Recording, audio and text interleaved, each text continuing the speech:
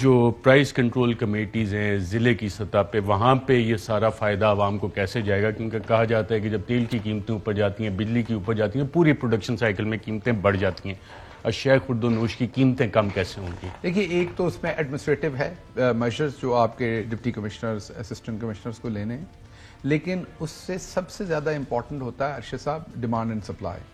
یہ ہمارے ہاں ایک غلط اثر ہے کہ ڈیمانڈ اینڈ سپلائی اگر ڈسرپٹڈ ہو تو صرف جو حکومتی میجرز ہیں ان سے آپ قیمت کو سٹیبل کر سکتے ہیں. یہ دونوں چیزیں ہینڈ ان ہینڈ چلتی ہیں. جن چیزوں کی ڈیمانڈ اینڈ سپلائی میں آپ دیکھیں گیپ نہیں ہوتا، وہاں پر پرائسز سٹیبل رہتی ہیں. مثلا ویجیٹیبلز ہمارے یہاں پرائسز خاصی سٹیبل رہی ہیں پچھلے سالوں کے اندر. جہاں پر سپلائی اور ڈیمانڈ کے اندر گیپ آیا ہے وہاں پر پرائسز اوپر گئی ہیں. بھلے ہم نے اسٹرانگ میجرز بھی لیے ہیں، فائن بھی کیے ہیں، لوگوں کو پکڑا بھی ہے، ایف آئی آرز بھی دیے ہیں، کیونکہ ڈیمانڈ اینڈ سپلائی کا گیپ ہے. یہ پوری دنیا کے اندر آپ کو امریکہ میں کہیں پہ بھی یہ پرائس کنٹرول کمیٹیز بالکل، یہ اکنامکس 101 میں پہلا لیسن ہے ڈیمانڈ اینڈ سپلائی کا. میرا سوال یہ ہے کہ جب تیل کی قیمتیں بڑھتی ہیں تو اگلے دن سریا مہنگا ہو گیا، بچوں کی اسکول وین اس کی بڑھ جاتے ہیں، کرائے بڑھ جاتے ہیں، اسکولوں کی فیسیں بڑھ جاتی ہیں، کھانے پینے کی چیزیں بڑھ جاتی ہیں، وہ کمی کب سے آنا شروع ہوگی؟ میرے خیال میں اب یہ جو 10 روپے کمی ہوئی ہے اس سے آپ کو انشاءاللہ ود ان نیکسٹ 15 ڈیز کے اندر اندر آپ کو پرائسز کے اوپر فرق پڑتا نظر آئے گا. اور اگر تیل کی پرائسز نیچے جائیں گی تو عوام کو مزید ریلیف ملے گا.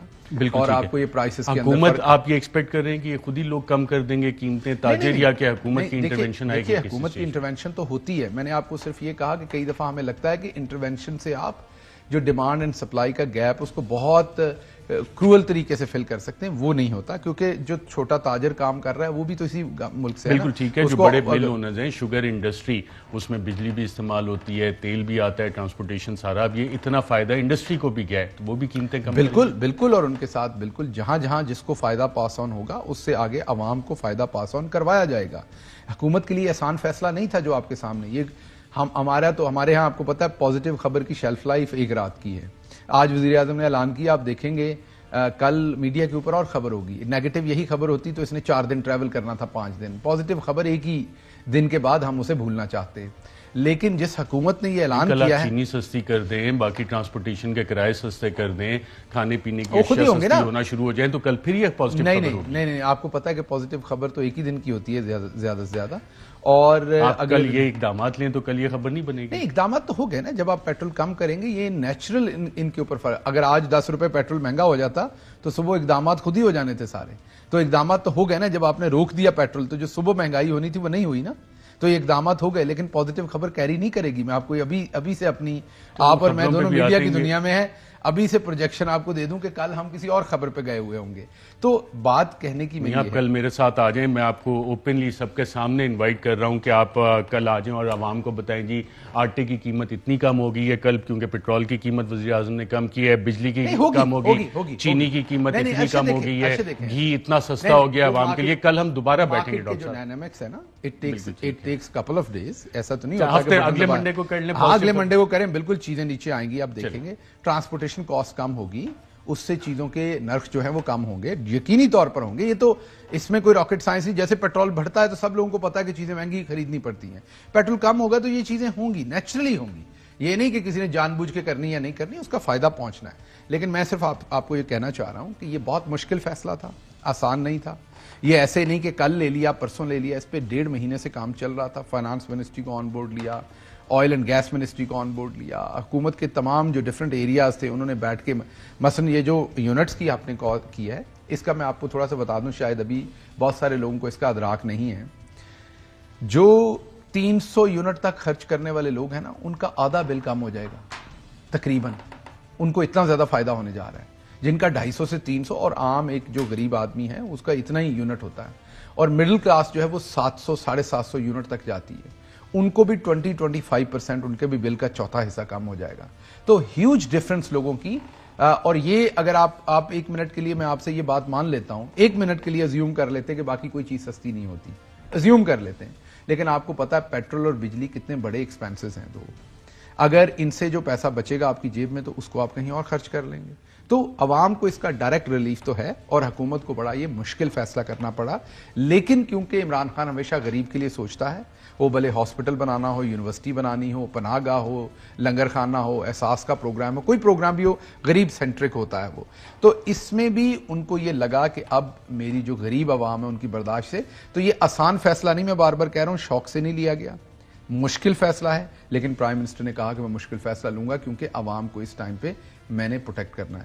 باقی یہ جو لوگ کوئی ایک دوسرے کو آپ میرا خیال آپ چلا بھی نہیں سکیں گے, وہ آپ بیف چلائیں گے. میں کہوں گا آج مریم باجی کی نئی آڈیو آئی ہے, پتہ نہیں آپ نے سنوائی ہے. آپ قوانین اس طرح کے لے آئے ہیں کہ اب ہم لوگ چلائیں نہ چلائیں. وہ تو مریم باجی نے کہا نا, آپ امینڈمنٹس کو دیکھ رہے ہیں کہ آپ نے کس قسم کے قانون ہم تو نہیں لائے, وہ تو 2016 میں نون لیگ لے کے آئی, اس میں کچھ امینڈمنٹس وہ چھوٹی موٹی امینڈمنٹس کر رہے ہیں تاکہ لوگوں کو سزا ملے. مریم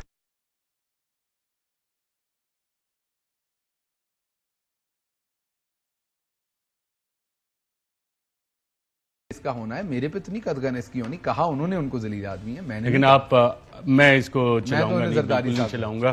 اور ناظرین, وزیر اعظم نے کچھ اور ذکر کیا کہ بیرون ملک جن لوگوں کی, جن لیڈران کی جائیدادیں ہوتی ہیں, اس حوالے سے کیا کہا وزیر اعظم نے, آئیے دیکھتے ہیں. جب ملک کے سربراہوں کے پیسے اور جائیداد ملک سے باہر پڑی ہوتی ہے, جب ان کے اربوں ڈالرز کی پراپرٹی اور بینک بیلنس آف شور اکاؤنٹس ہوتے ہیں, وہ کبھی اس ملک کی بہتری کے لیے فائدہ نہیں کرتے, وہ اپنے پیسے بچانے کے لیے کرتے ہیں. اور میں اپنی قوم کو آج کہنا چاہتا ہوں, آپ جب ووٹ ڈالیں تو یہ سمجھ جائیں کہ اگر اس ملک میں آپ آزاد فارن پالیسی چاہتے ہیں تو کبھی اس پارٹی کو ووٹ نہ ڈالیں جن کے سربراہ کے پیسے اور دولت اور جائیداد ملک سے باہر پڑی ہیں, وہ کبھی آزاد فارن پالیسی نہیں بنائیں گے. آپ نے وزیر اعظم کو سنا, یہ کس حوالے سے وزیر اعظم بات کر رہے ہیں جو انٹرنیشنل سینکشنز اس وقت رشیا پہ لگی ہیں, رشین لیڈرشپ پہ لگی ہیں, اور ساتھ انہوں نے کہا جب ووٹ ڈالیں تو کیا تحریک انصاف اور وزیر اعظم آلریڈی الیکشن موڈ میں جا چکے ہیں؟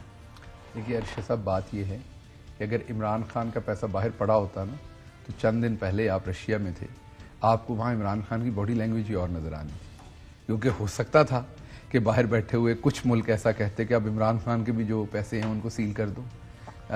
تو اس لیے جب آپ کا پیسہ باہر نہیں پڑا ہوتا نا تو آپ اپنے ملک کے لیے فیصلے لیتے ہیں, بڑے آزادانہ فیصلے لیتے ہیں. آپ کی چھوٹی سی مجبوری بھی کوئی باہر کسی دوسرے ملک کے اوپر ڈیپینڈنٹ ہو نا, تو آپ بڑا سوچ سمجھ کر آپ کو بولنا پڑتا ہے, سوچنا پڑتا ہے, اقدامات لینے پڑتے ہیں. کئی دفعہ اپنے ملک کے خلاف اقدامات لے رہے ہوتے ہیں, دوسرے لفظوں میں غداری کر رہے ہوتے ہیں, اور دوسروں کے انٹرسٹ کو پروٹیکٹ کر رہے ہوتے ہیں, کیونکہ آپ نے اپنی ساری کمائی تو کسی اور کے پاس رکھی ہوتی ہے. تو پرائم منسٹر کی بات یہ بالکل ٹھیک ہے. میں کیونکہ رشیا کا دورہ ہو یا چائنا کا دورہ ہو یا باقی ڈیسیجن میکنگ ہو جو پرائم منسٹر کرتے ہیں ڈفرینٹ, وہ جب میں دیکھتا ہوں تو انہیں کیونکہ کوئی خوف نہیں ہوتا, ان کا کوئی پیسہ کہیں نہیں پڑا ہوا, پاکستان کے لیے سوچتے ہیں. آپ نے بھی دیکھا ہے انہیں کہ وہ کتنے آزادانہ فیصلے لیتے ہیں, ان کی باڈی لینگویج کیا ہے. جب کہیں پہ جنگ لگی ہوئی ہے تو وہ پاکستان کا فائدہ دیکھتے ہیں. وہ اس چیز سے جب پوری دنیا ایک طرف ہو جاتی ہے اور ان کو کرٹیسائز کرتی ہے, بھلے وہ کہتے ہیں کووڈ کے اندر ان پہ FIR دے دو, انہوں نے ملک پاکستان سے تو بہت تنقید ہوئی تھی. چند میں دیکھ رہا تھا لوگوں کے جو ریئیکشن رشیا کے دورے کے حوالے سے, انٹرنیشنلی انگیجمنٹ پاکستان کے ساتھ بڑھ رہی ہے, تو یہاں پہ تنقید کی کیا وجہ تھی؟ دیکھیے بات یہ ہے کہ اگر ایک بندہ جس نے ریڈیو ٹھیک کرنے کا کام سیکھا ہو, وہ اگر مواصلاتی سیارے کو ٹھیک کرنے کا کام سنبھال لے تو پھر اسی طرح کے کام ہوتے ہیں. Foreign policy is a different subject, اس کے لیے بڑی ڈفرنٹ چیزیں ہوتی ہیں, اس کے لیے فارن پالیسی پہ تھوڑی ڈیٹیل میں آتے ہیں. لیکن وہ بڑی بے تکی تنقید تھی. ایسا لگ رہا تھا جنگ ہم نے شروع کرائی ہے ہمارے کہنے پہ, ہماری خواہش پہ. ایسا لگ رہا ہے جیسے وہاں جانے پر جیسے آتش بازی ہوتی ہے نا, کوئی آپ کے لیے آتش بازی کرتا ہے آپ کے اعزاز میں, تو وہاں پر یورپ میں جنگ شروع ہوگی ہمارے جانے پہ, ایسی تنقید لگ رہی تھی. It was utterly naan sense completely. ایک دورہ پہلے سے پلان تھا, بہت مہینوں سے پلان تھا. کوئی 1.5 مہینہ پہلے کا تو آپ کو پتا تھا جناب کو کہ دورہ پلانڈ ہے 1 مہینہ پہلے کا, کیونکہ آپ کو دعوت دی گئی تھی, آئیں. آپ نے پہلی شرط رکھی تھی کہ میں اپنے پیسوں پہ جاؤں گا. میرا خیال 1.5 مہینہ پہلے کی بات ہے, ایئر وائی نے پے کیا, وہی اپنے پیسے. مین آپ کے چینل کے, میں نے یہ تو نہیں گنے ایگزیکٹ کس جیب سے آئے, مین ہمارے پیسے نہیں تھے کم از کم. تو 1.5 مہینہ پہلے تو آپ کو پتا تھا, یہ مہینہ پہلے. تو یہ دورے بہت پہلے سے پلانڈ ہوتے ہیں اور اس میں بالکل بائی لیٹرل کنسیڈریشن تھی. اہم ترین خبریں اب ایک کلک کی دوری پر. ہر لمحہ باخبر رہنے کے لیے سبسکرائب کریں ہمارا YouTube چینل. اپنے موبائل فون سے ملکی اور بین الاقوامی اہم خبروں تک رسائی کے لیے ڈاؤن لوڈ کیجیے موبائل ایپ. باموثوق ذرائع سے مصدقہ خبروں، تجزیوں اور تبصروں سے مستفید ہونے کے لیے وزٹ کیجیے پاکستان کی سب سے بڑی news website. ARY news پہنچا رہا ہے خبریں سب سے پہلے آپ تک، تاکہ آپ رہیں ہر لمحہ باخبر.